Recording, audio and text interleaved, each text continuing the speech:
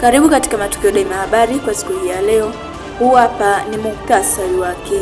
Waziri Mkuu Mwigulu Nchemba apiga marufuku shule kutoza fedha zisizo za lazima. Bwana wazazi, nchi yetu haijataka wazazi kuajiri walimu kwa ajili ya watoto wao.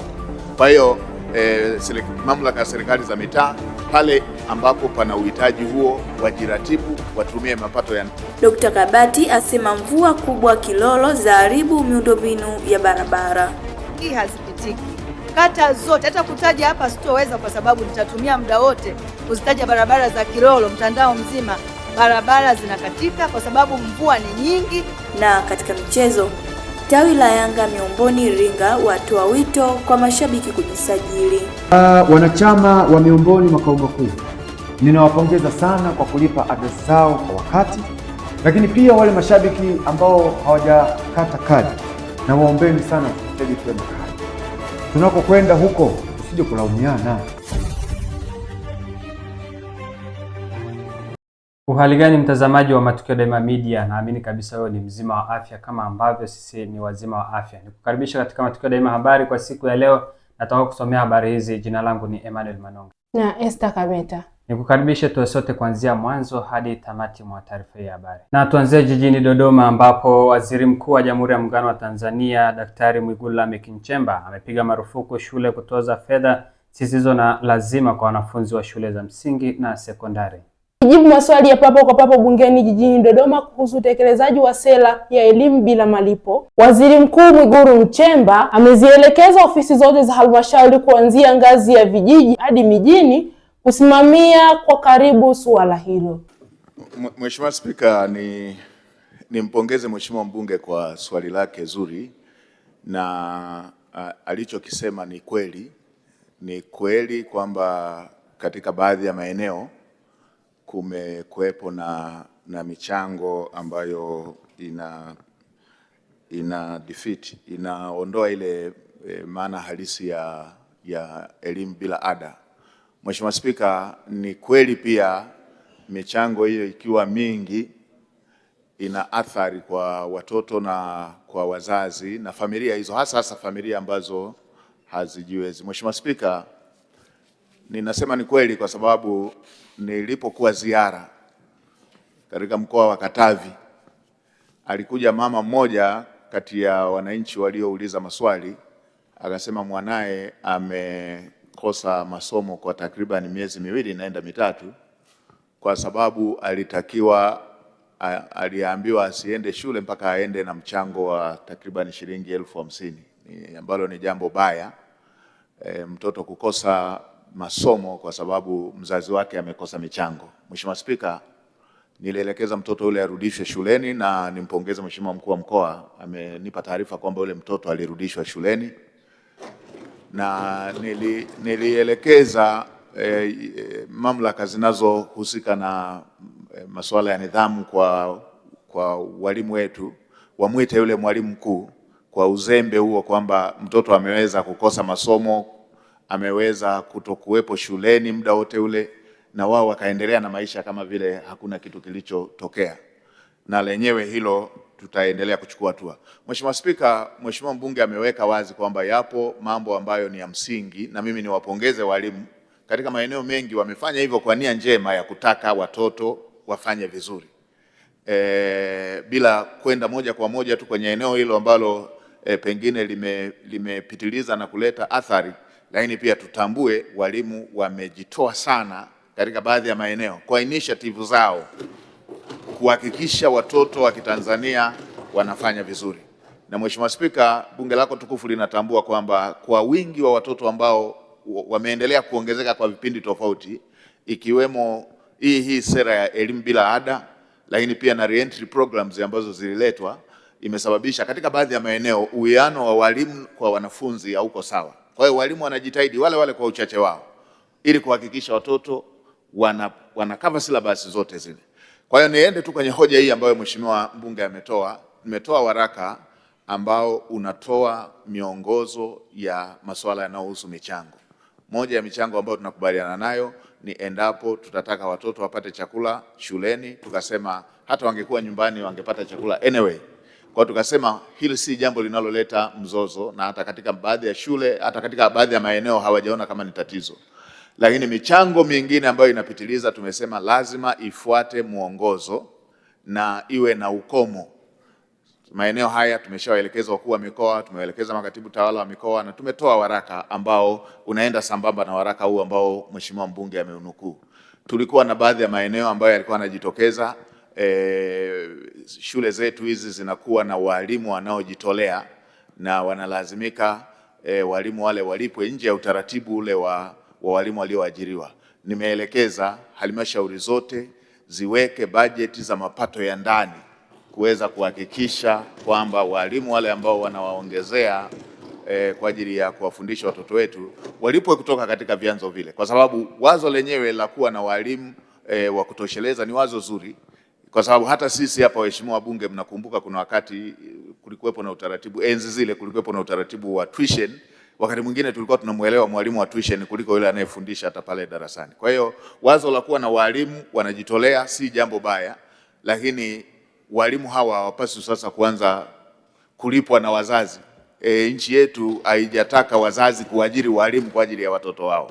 Kwa hiyo mamlaka ya serikali za mitaa pale ambapo pana uhitaji huo wajiratibu, watumie mapato ya ndani kuweza kuhakikisha kwamba badala ya kwenda kwenye michango watumie mapato ya ndani kuweza kuhakikisha wanakava masuala ya aina hiyo. Na Mheshimiwa Spika, pia kwa kuwa tunaenda kwenye utekelezaji wa mitaala mipya, tutaendelea kuboresha, mahitaji yanaendelea kuongezeka katika kumwezesha mtoto aweze kusoma vizuri. Kwa hiyo tutaendelea kuboresha pia bajeti ya serikali, kwa sababu kingine kinachosababisha haya ni ufinyu wa bajeti. Tutaendelea kuboresha bajeti ya elimu, bajeti ya serikali kwenda kwenye sekta zetu za elimu, ili kuweza kuhakikisha kwamba shule zetu hizi zinajitosheleza kibajeti ili kuweza kutimiza yale malengo ambayo walimu wanataka wafanye kwa ajili ya kuwawezesha watoto kuelewa na kufaulu vizuri masomo yao. Mbunge wa jimbo la Kilolo mkoani Iringa, Daktari Rita Kabati amesema mvua kubwa iliyonyesha mwaka huu umeleta madhara makubwa katika barabara za jimbo hilo, jambo ambalo limesababisha kukosekana kwa huduma muhimu za usafirishaji. Amezungumza hayo leo bungeni jijini Dodoma wakati akichangia hoja katika bunge la 13, mkutano wa 3 na kikao cha 5 cha bunge. Mheshimiwa Mwenyekiti, changamoto kubwa kabisa katika wilaya ya Kilolo, kwanza tumepata baraka ya mvua. Kwa hiyo barabara nyingi hazipitiki. Kata zote, hata kutaja hapa sitoweza kwa sababu nitatumia muda wote kuzitaja barabara za Kilolo, mtandao mzima barabara zinakatika kwa sababu mvua ni nyingi, zinahitaji madaraja ya kutosha, zinahitaji karavati za kutosha. Kwa hiyo kwa kweli wananchi wa Iringa wa Kilolo wanapata shida sana. Hivyo ninaomba sana, wanapata mateso kwa sababu sehemu nyingi ambazo barabara hazipitiki hakuna vituo vya afya. Sehemu nyingi ambako barabara hazipitiki hakuna zahanati. Kwa hiyo wananchi wanateseka kwenda kufuata huduma za afya katika hospitali ya wilaya ya Kilolo. Pia pembejeo hazifiki kwa wakati kutokana na hizo barabara. Vile vile magari hayapitiki. Hapa ninapoongea kuna barabara inayotoka Ilula kwenda mpaka Image. Magari leo yamekwama, nyanya zinaoza pale, mazao hayafiki sokoni. Mheshimiwa Mwenyekiti, wilaya ya Kilolo ina mtandao wa barabara takriban kilomita 1200. Lakini ukiangalia, kwa sababu hii ni wilaya nzima, jimbo moja, ukiangalia Iringa DC pia wao mtandao wao ni sawa na Kilolo. Lakini sasa wenzetu kwa sababu wana majimbo matatu wanapata 1.5 bilioni. Lakini eneo jingine bajeti na tozo ya mafuta Kilolo bado tunapata milioni 500. Kwa hiyo mimi nilikuwa nawaomba, kwa sababu wenzetu wote wana majimbo matatu, lakini Kilolo ina jimbo moja, halmashauri moja. Kwa hiyo ukija kutoa kwenye wakati wa mgao unaona Kilolo tunapata milioni 500 tu, lakini mitandao iko sawa na wilaya nyingine. Ningeomba tuangalie, msiangalie ukubwa, mkaangalie jimbo, angalieni changamoto wanazozipata wananchi, angalieni mtandao wa barabara, mnagawaje hizi pesa. Mkiangalia jimbo tutaendelea kuteseka, wananchi wataendelea kuteseka wa Kilolo. Ombi langu kabisa, naomba iongezwe bajeti katika wilaya ya Kilolo ili tuweze kupata, kwa sababu Kilolo asilimia kubwa iko kwenye ukanda wa milimani. Tukiendelea kusalia mkoani Iringa, mmoja wa madereva bajaji mkoani Iringa wameomba jamii kuwa na utulivu kufuatia kupanda kwa bei ya mafuta, kwani ni janga la kimataifa. Hata hivyo, wameongeza kuwa serikali itoe ruzuku ya mafuta ili kupunguza gharama za maisha. Sisto Kana ni dereva wa magari kwa muda wa miaka mingi kidogo, lakini nilikuwa na shauri wananchi watulie katika kipindi hiki ambacho mafuta yamepanda bei. Tuache mihemko, tuache ushabiki. Jambo hili ni jambo la kimataifa, sio jambo linalotokea Tanzania tu. Kwa hiyo tusiruhusu mamlaka mamlaka zote ambazo zinahusiana na upangaji wa bei za safari mbalimbali mikoani na vijijini, LATRA, waweze kupanga bei ili tuweze turuhusu watu waendelee kufanya shughuli zao kama kawaida.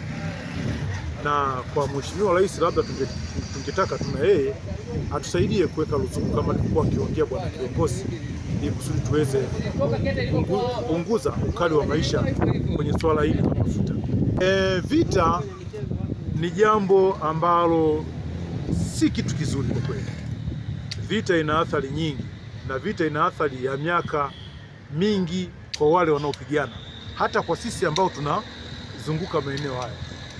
Hebu fikiria, vita iko huko, lakini athari kubwa tunaipata sisi. Sisi hapa mafuta yakipanda, kila kitu kinapanda bei. Hivyo tunachotakiwa kufanya ni kuwaomba hao wanaopigana waweze kuyaacha haya mapigano na kuweza kuruhusu hizo meli ziendelee kuleta mafuta na mafuta yashuke bei ili tuendelee na maisha yetu kama kawaida. Mafanikio makubwa sana kama tukiweza kupatiwa ruzuku kama walivyopatiwa ruzuku kwenye pembejeo. Unaona sasa pembejeo toka zimetiwa ruzuku, watu wanalima vizuri, wanapata mazao vizuri, na gharama za chakula zimeweza kushuka vizuri.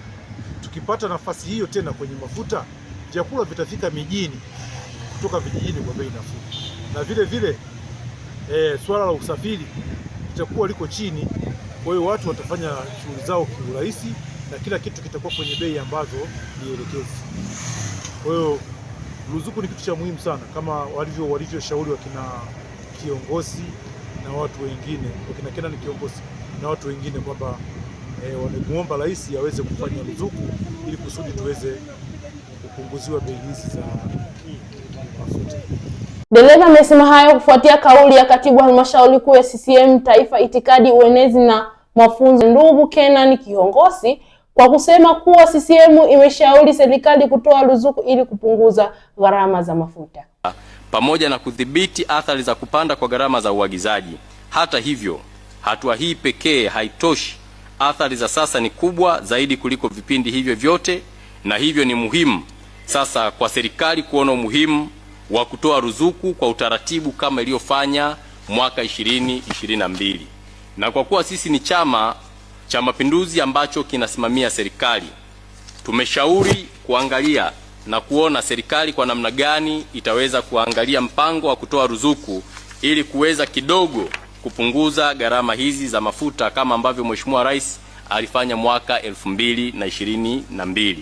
Na mtazamaji, na taarifa hiyo inatupa nafasi ya kuelekea katika viunga vya michezo, ambapo msemaji wa tawi la Yanga makao makuu Miomboni mkoa wa Iringa, Ibrahim Mtanga, amesema wao kama uongozi wa tawi wanaridhishwa na mwenendo wa timu yao katika ligi, na pia wanaendelea kutoa hamasa kwa wana Yanga wengine mkoani Iringa kujiunga na kujisajili katika tawi lao. Kocha au benchi la ufundi kwa ujumla wako vizuri, wamefanya kazi yao vizuri.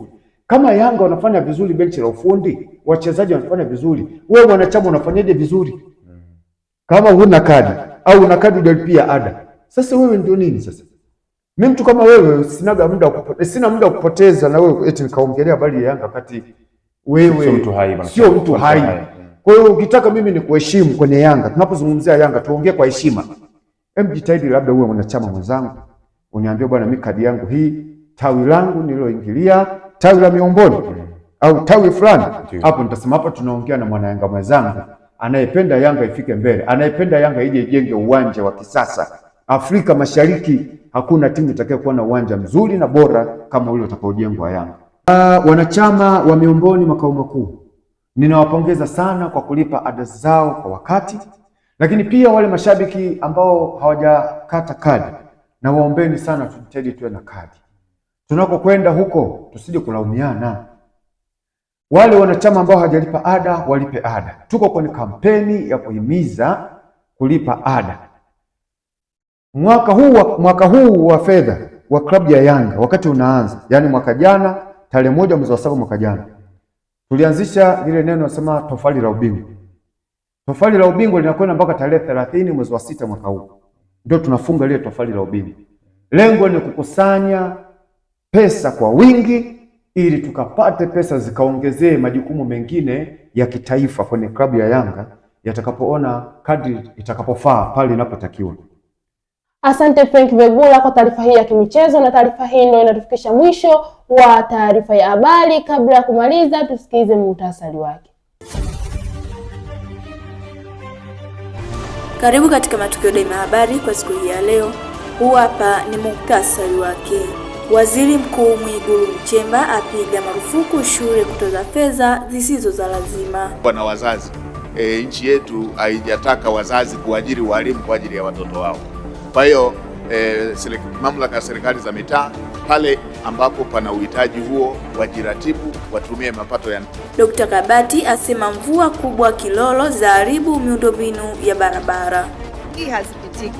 Kata zote, hata kutaja hapa sitoweza kwa sababu nitatumia muda wote kuzitaja barabara za Kilolo, mtandao mzima.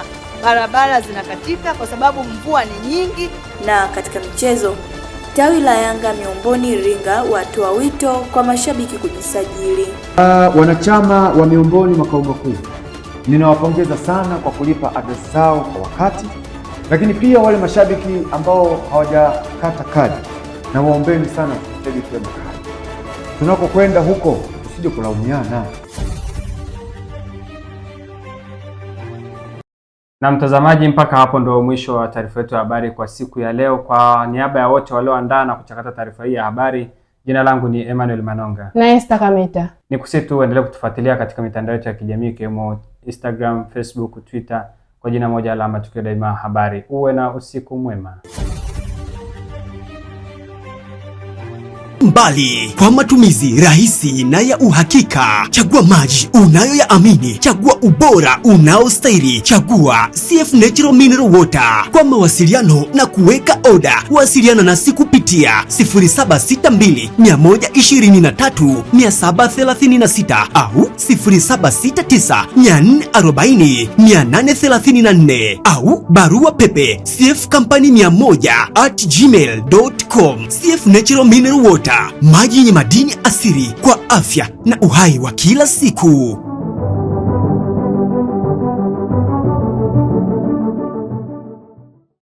Umehitimu darasa la 7, kidato cha 4 au zaidi na unahitaji kupata ujuzi? Karibu katika vyuo vya RDO Mdabulo, RDO Mafinga, RDO Ibwanzi na RDO Kilolo ili ujipatie mafunzo mahiri ya malezi yaliyo bora. Fani zinazotolewa vyuoni ni kama ifuatavyo: umeme wa majumbani na viwandani, uchomeleaji na uundaji wa vyuma, ufundi magari, ufundi bomba, upishi na uhudumu wa hoteli, useremala, uashi au ujenzi, uzalishaji wa afya mifugo, ubunifu na ushonaji wa mavazi, ufumaji, utengenezaji wa bidhaa za ngozi, teknolojia ya habari na mawasiliano na matumizi ya kompyuta. Mafunzo yanatolewa kwa miezi 3 na miezi 6 tu. Nafasi za hostel zipo kwa wahitaji wote. Pia tuna nafasi kwa wanaohitaji kuhamia level 1, 2 na 3. Vyuo vyetu vyote vimesajiliwa kikamilifu na Baraza la Ufundi na Mafunzo ya Ufundi Study NACTVET. Unaweza kujisajili moja kwa moja na kupakua fomu za kujiunga katika tovuti ya shirika, yani www.rdo.or.tz. Iandae kesho yako iliyo bora na vyuo vya RDO. Kwa maelekezo zaidi wasiliana nasi kwa namba 0757 35 18 37 au 0745 92 15 75. Kumbuka, ufundi ni taaluma ina.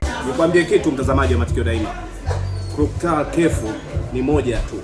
Tofauti ya Clock Kefu na sehemu nyingine ni moja.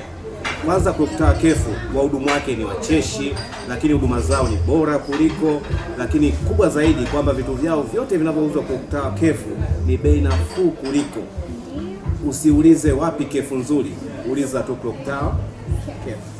Clock Tower Cave. Tupo jirani na mnara wa saa katikati ya mji wa Iringa. Tupo wazi kuanzia Jumatatu hadi Jumapili. Tupigie simu namba 0677 220 022 au 0657 366 667. Clock Tower Cave Iringa, ladha inayounganisha wapenzi. Ndiyo, Clock Tower Cave, home of delicious meals. Karibu Iringa, karibu LM Lodge. Hapa ndipo penyewe. Vyumba vyetu ni kiwango cha gharama nafuu zaidi. LM Lodge hapa ni free wifi, kifungua kinywa zaidi ya nyumbani, maji ya moto wakati wote, parking ya uhakika na ulinzi kama jeshini. LM Lodge tunapatikana Kichangani, Iringa mjini. Tupigie simu namba 0745820310 ama 0678886657. LM Lodge, hapa ni comfort zone.